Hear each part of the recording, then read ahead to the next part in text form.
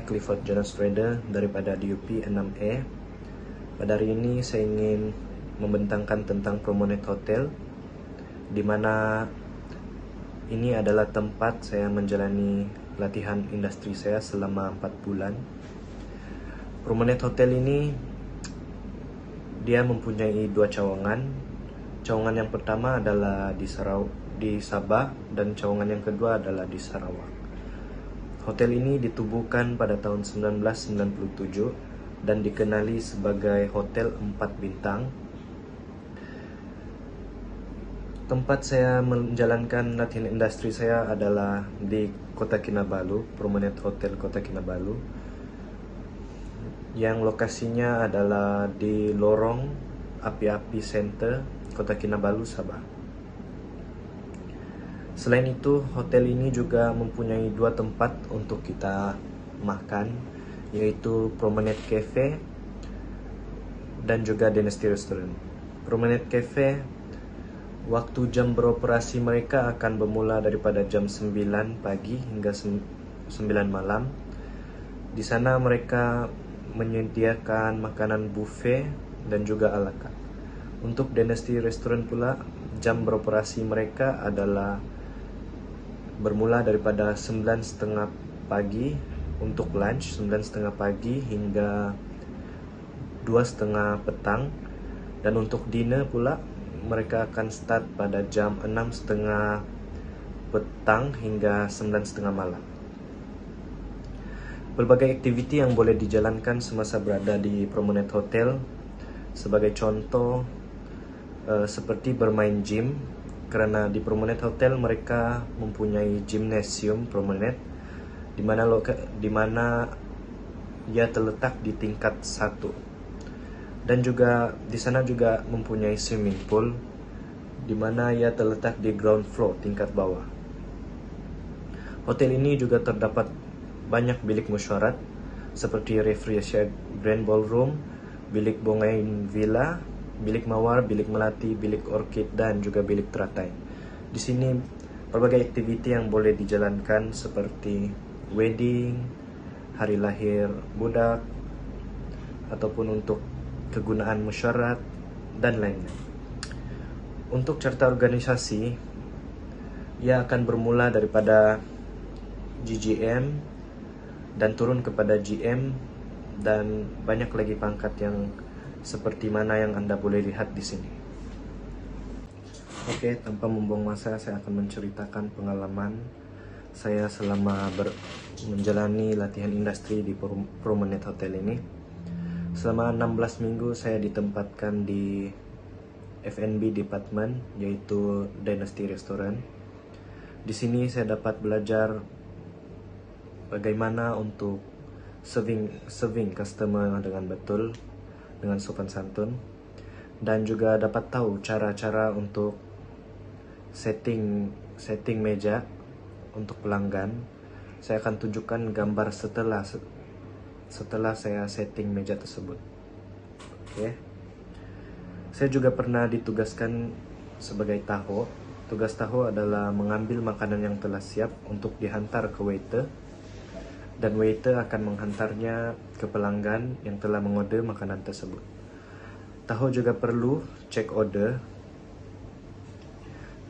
apa yang telah waiter ambil daripada customer tersebut. Dan setelah makanan siap, saya akan cek order itu dan memberitahu waiter itu untuk menghantarnya ke table tersebut. Selain daripada itu, tugas tahu juga mencuci piring, gelas, dan juga lain-lain. Setelah piring gelas itu telah dicuci, saya perlu merendam menggunakan air panas dan mengelapnya hingga kering. Untuk tahu juga, mereka perlu membuat minuman seperti Chinese tea, air bunga. Seterusnya, saya juga pernah menjaga bilik VIP, yaitu Dato, Datin, GCEO, dan juga GGM. Di sini Staff-staff pemenan di sini telah mengajar saya cara-cara untuk serve VIP customer dengan betul. Jadi beberapa minggu saya telah menjaga VIP dan syukur saya dapat serve customer tersebut dengan baik. Saya juga pernah menjaga Foodpanda dan GrabFood. Di sini saya dapat pengalaman cara-cara untuk menulis order daripada GrabFood dan Foodpanda yang telah diorder dan menghantar. Saya perlu mencatat order tersebut dan menghantar order ke kitchen. Saya juga perlu cek stok order barang yang kekurangan. Jika berlaku kekurangan, saya perlu mengisi form order dan menghantarnya ke purchasing department 1 minggu sebelum. Karena jika lambat menghantar form tersebut, ya barang akan sangat lambat untuk sampai. Di sini saya juga tahu bagaimana cara untuk menghafal kod-kod yang diberi, seperti kod-kod dimsum. Dan ini adalah contoh menu dan sini adalah kod-kod dimsum. Untuk ala carte order, kami akan menggunakan Captain Order untuk mengisi order pelanggan di sana. Semasa di F&B department juga saya pernah menjaga event berbuka puasa di bilik VIP. Di sini saya dapat belajar cara-cara untuk membuat minuman sirap, untuk mengambil sate, mui-mui, dan juga kurma, menyediakannya di atas meja sebelum pelanggan yang telah membuat tempahan tersebut sampai.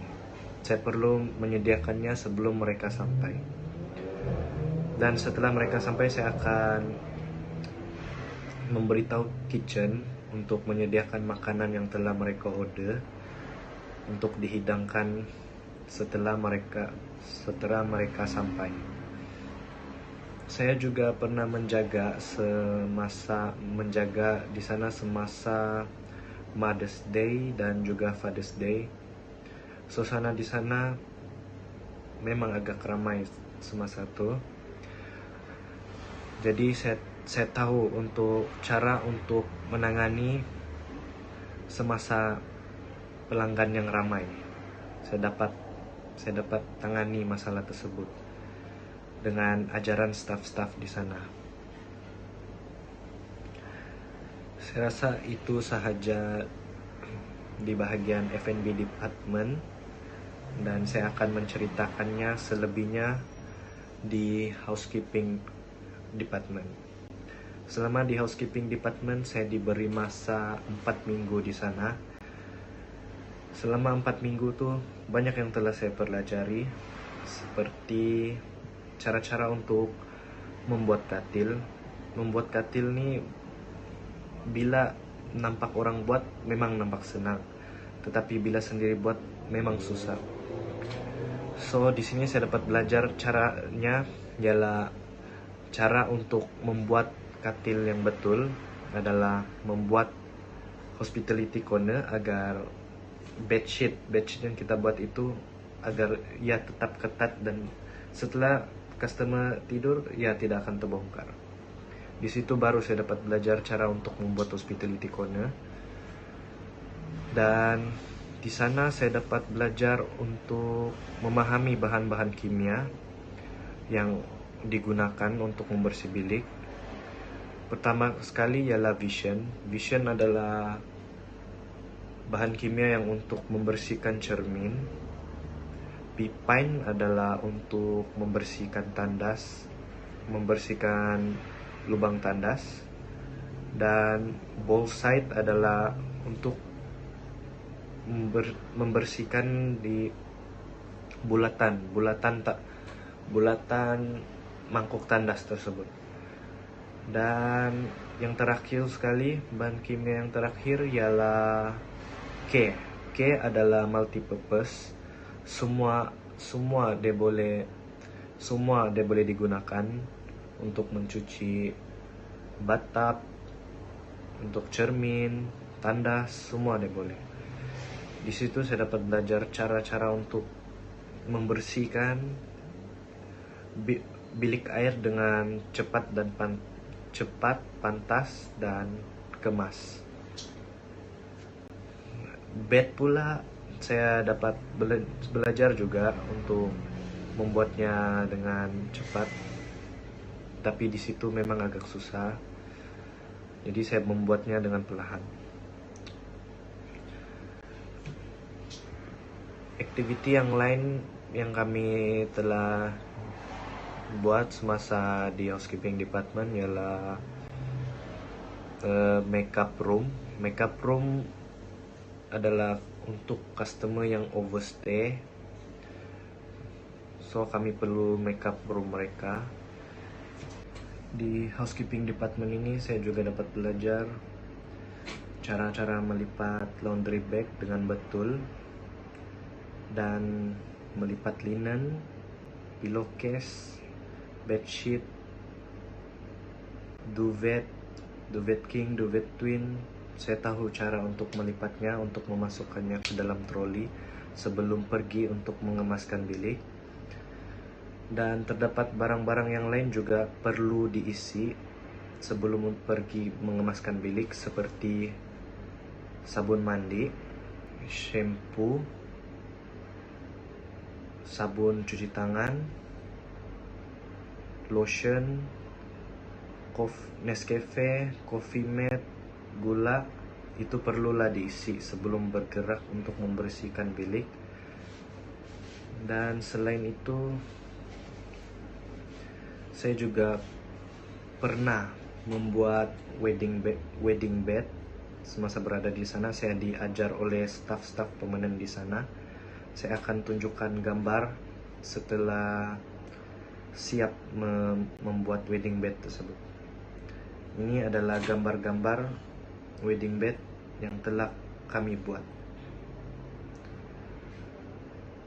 Dan saya juga akan tunjukkan gambar sebelum dan selepas kami buat bed making, yaitu membuat katil. Oke, ini adalah gambar-gambar tersebut. Oke, saya rasa itu saja yang saya dapat kongsi pengalaman saya selama berada di sana. Dan cadangan saya untuk pihak politeknik, agar pihak politeknik sentiasa berhubung dengan organisasi atau firma untuk mengikuti perkembangan semasa para pelajar sedang menjalani latihan industri, karena ini dapat menjalinkan perhubungan lebih erat antara pihak politeknik dan juga organisasi.